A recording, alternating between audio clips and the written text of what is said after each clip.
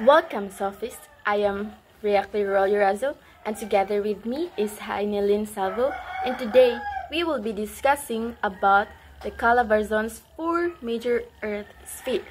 But before that, let us first have a game. The game is called Unscrambled Letters. So now you may guess it and answer it. First is okay, very good. It is called atmosphere. Next is okay, very good. It is hydrosphere. Next is okay, very good. It is sphere. And the next is okay, very good. It is climate. And the next is okay, very good. It is water. And the next is okay, very good. It is land. And the next is it is the last one. Okay, very good.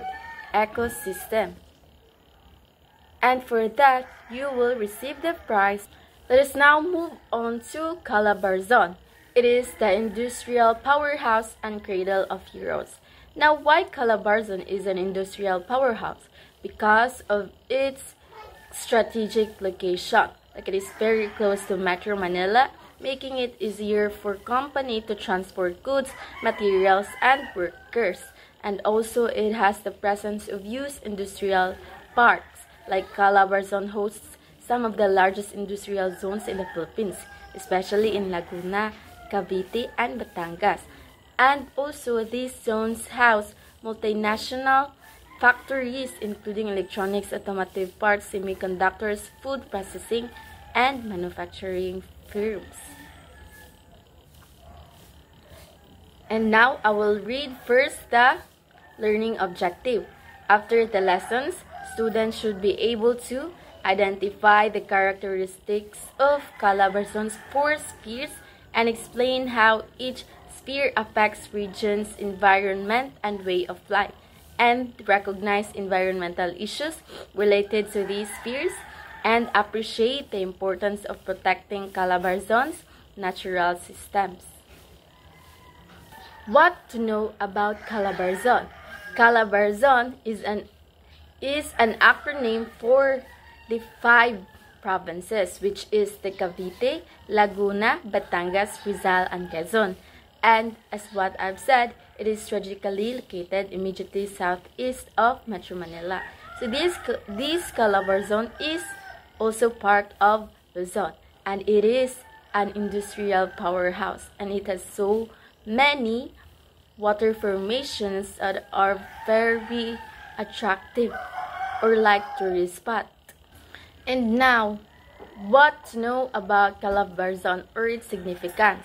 Like, first, it is an industrial powerhouse known for numerous economic zones and manufacturing hubs. And also, it is the most populous region, over 16 million inhabitants. And it is the birthplace of national heroes like Jose Rizal and the Philippine Revolution. It is also where Emilio Aguinaldo from Cavite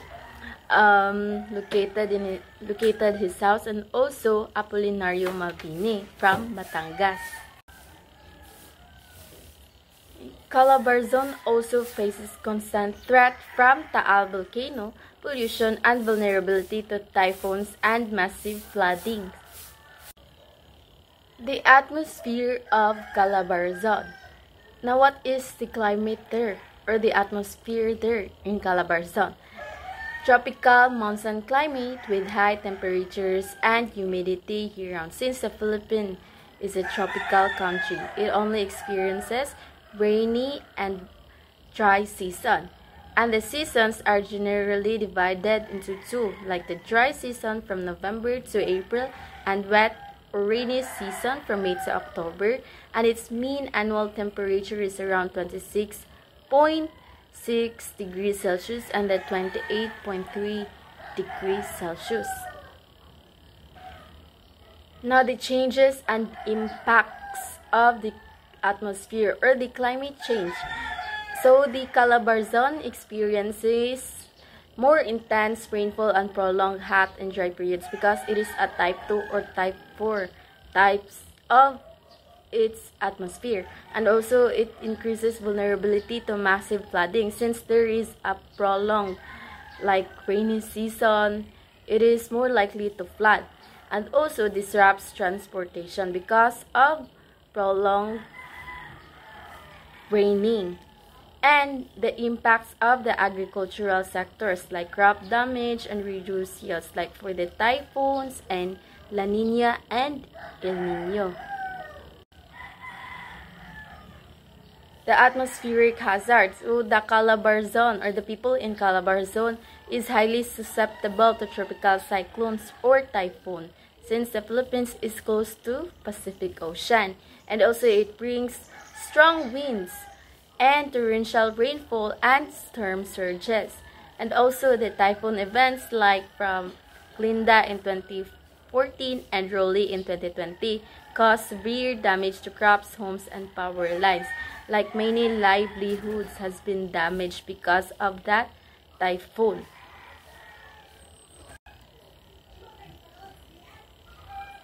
Let's move on to the hydrosphere or water formation. Calabarzon is also known for its significant water formation, ranging from massive inland intake and also to the extensive coastlines. Now let's move on to the Laguna de Bay, the first water formation in Calabarzon.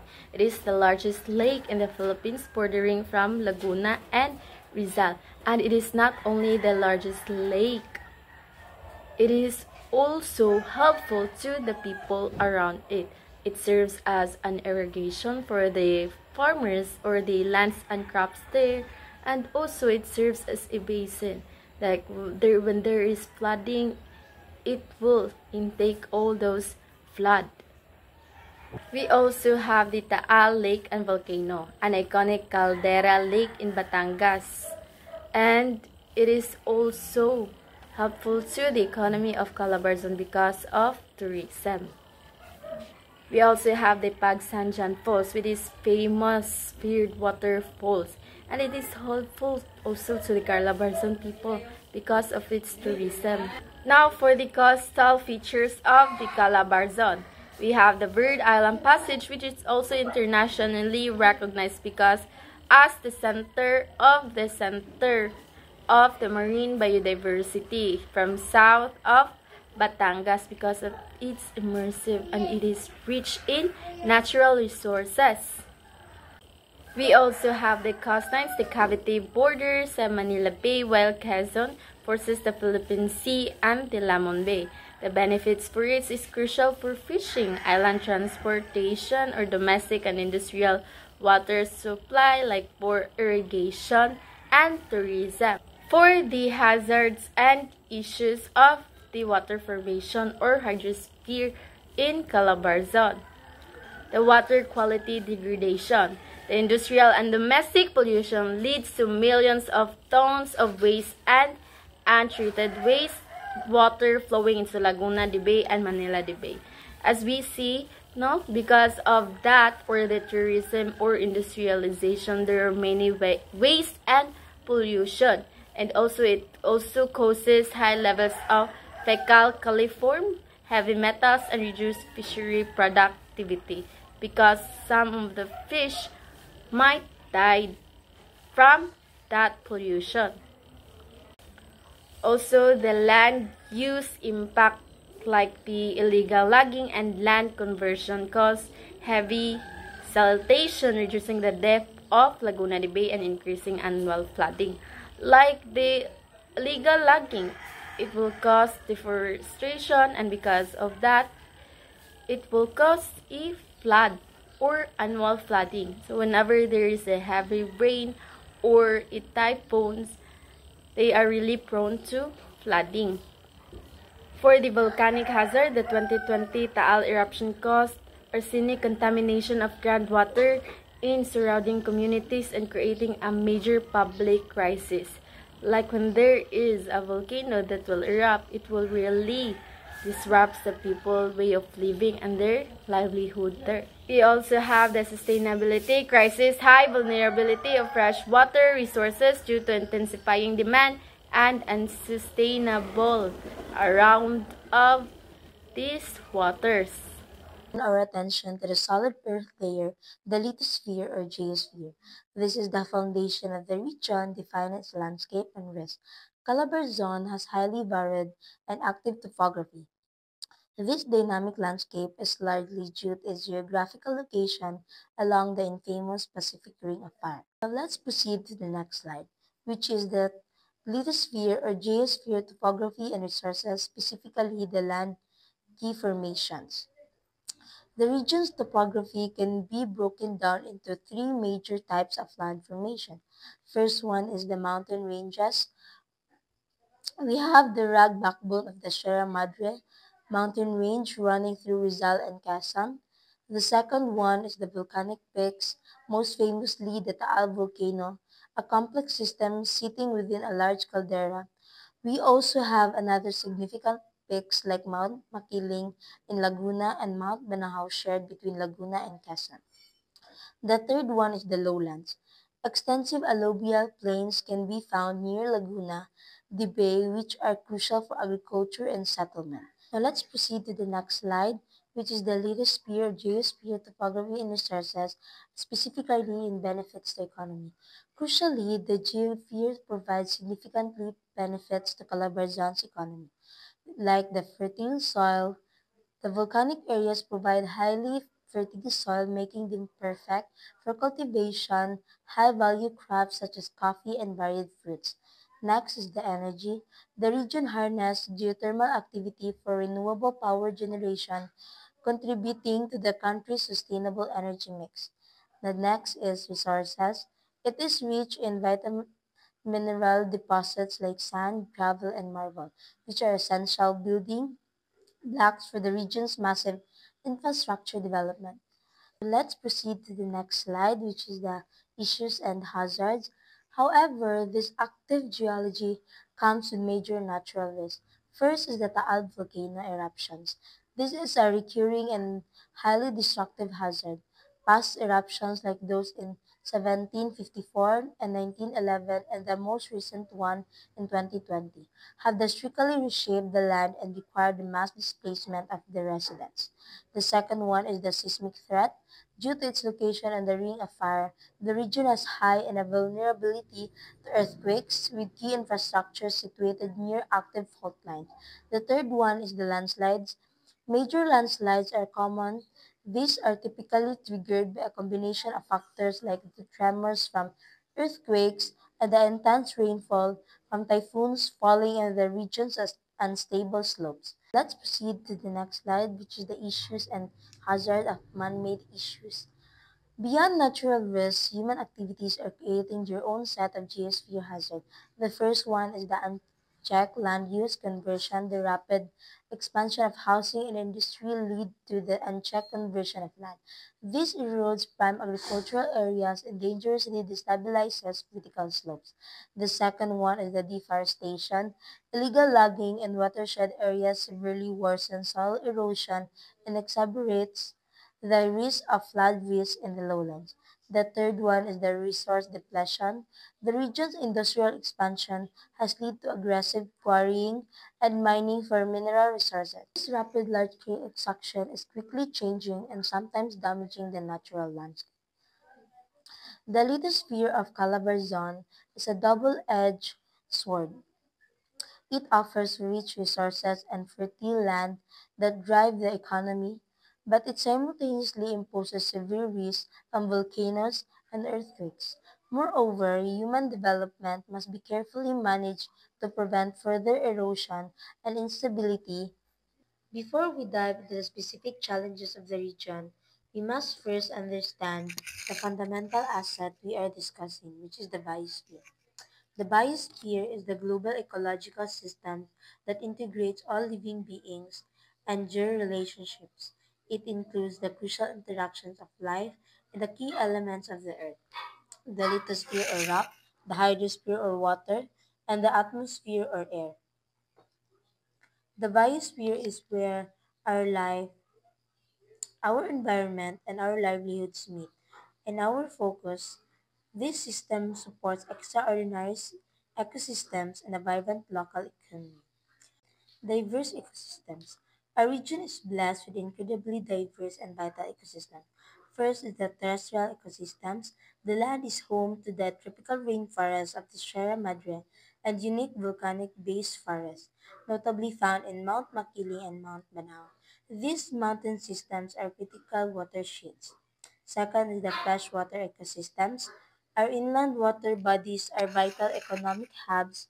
These include Laguna de Bay and Taal Lake, which serve as major centers for inland fisheries. Third is the marine and coastal ecosystems.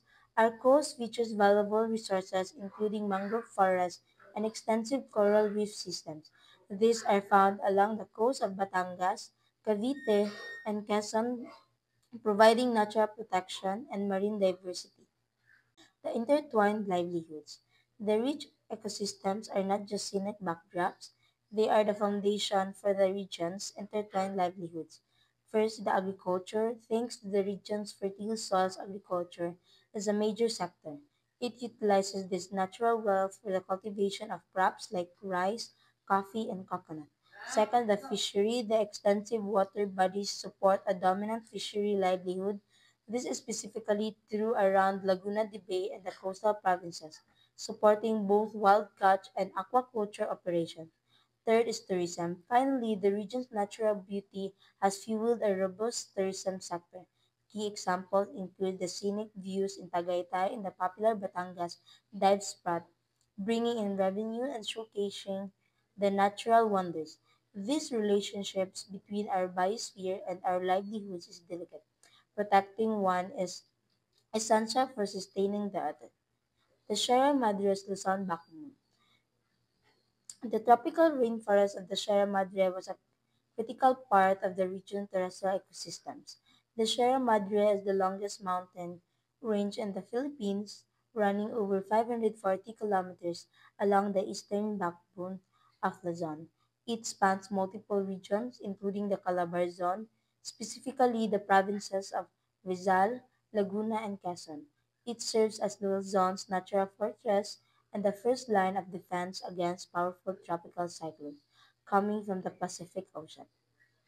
The range is crucial ecologically, housing approximately 40% of the Philippines' forest cover and supporting a rich biodiversity. The region's fertile soils are used to grow coffee. In Batangas, this famous product is Kapeng Barako. Kaping Barako, also known as Barako coffee or Batangas coffee, belongs to the species Coffea liberica. The term Barako is the Tagalog word meaning wild boar or macho stud, reflecting the coffee's bold, strong, and intense flavor and aroma. It was the first planted in Lipa, Batangas in 1740s by Spanish friars and was historically a key export to the United States and the Europe, making Batangas the coffee capital at one point. The beans are unique, they are just asymmetrical with a distinctive hook at the tip, and the trees are very tall, reaching up to 20 meters high. This coffee is still widely consumed and shares locally, often served black or sweetened with muscovado sugar. The Sierra Madre provides the watershed and fertile ground for the ecosystems, which in turn supports the production of unique agricultural products like kapeng barako. Let's deep dive into the fauna and flora diversity of the region, its conservation status of the human livelihoods that depend on it. Let's explore the region's floral diversity starting with scenic and endemic plants. The regions, particularly parts of Quezon Province, is known for hosting species of the parasitic Rafflesia, famous for producing the world's largest individual. Calabar Zone also features many unique orchid species like the jade vine or the strongly Lodon macroboreas and the important indigenous fruit trees such as catmon and antipolo. Forest trees. The foundational trees are the often diplocarps such as red lawan, white lawan, and apitong which include commercially valuable species. Other valuable native hardwoods like malave and nara are also present, though many are categorized as vulnerable or endangered due to habitat loss. New discoveries. The ongoing cave and karst forest exploration, specifically in Laguna and Rizal, continues to yield newly discovered species such as a new plant species of Aristolochia, a type of breadfruit vine in Mount Binikayan, Rizal. This research highlights the region's role as a biodiversity hotspot, but the threats are immediate. The faunal diversity is equally impressive but highly vulnerable. First, the avian life. The Philippine cockatoo is through critically endangered, may still have isolated populations in remote islands of Quezon. The second one is the raptors like the Branimie kite are often seen near coastal areas and large water bodies like in Laguna Bay. Third is the smaller endemic birds like the green rockade tail are the key indicators of the health of the region's forest. Second is the notable mammals. The forests are home to the Philippine deer, Rosa mariana, also known as the Philippine brown deer.